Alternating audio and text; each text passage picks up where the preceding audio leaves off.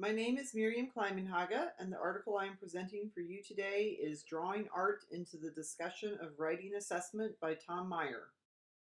Tom Meyer is an associate professor of secondary education at the State University of New York at New Paltz and director of the Hudson Valley Writing Project. In this article, Tom Meyer sets out to share with the reader his experiences of incorporating art in the form of drawing into a summer youth writing program he has led that was designed for bilingual English language learner students originally.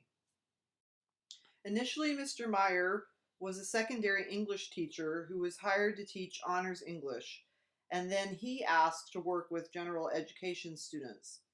He was disturbed at the process of giving those students a diagnostic reading test, and they scored very low, so he sought to discover if there was an alternative way to assess their writing.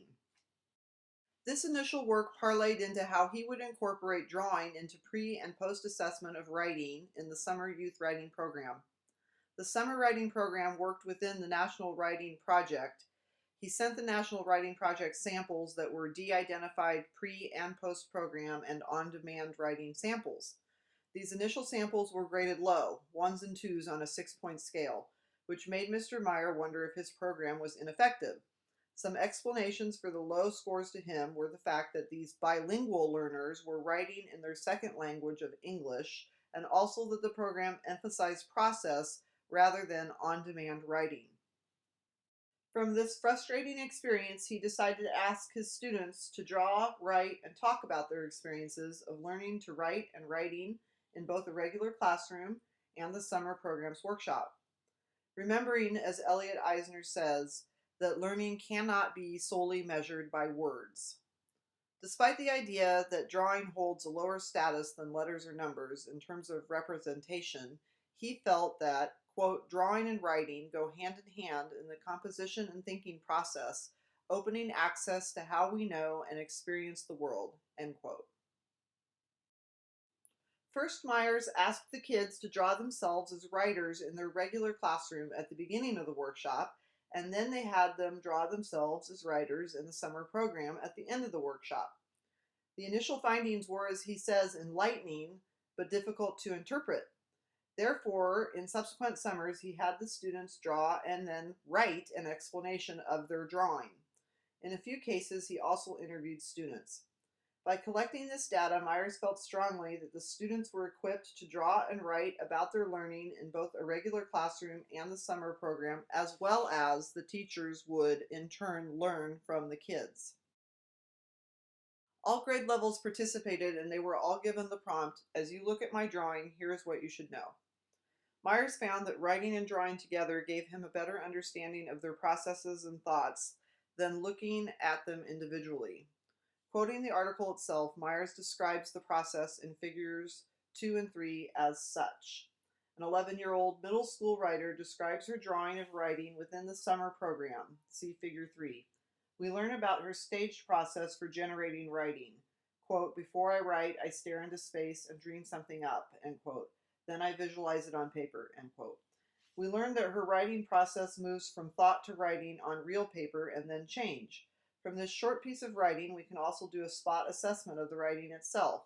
This writing piece demonstrates sentence variety, careful word usage, and clarity.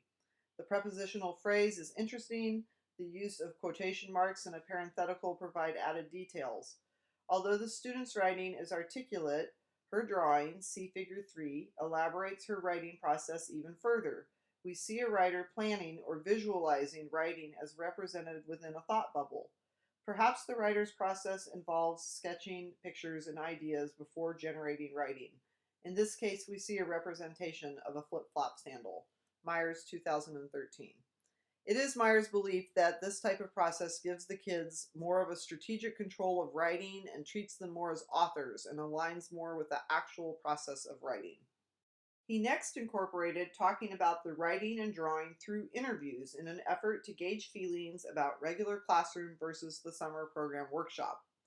In the interview example given in the article, the idea presented is that the positive to the summer workshop is the feedback given on the writing, it's not graded, and the teachers are interested in the writing. whereas the regular classroom gives little feedback and is pressed for time. Myers wants us to reframe the conversation.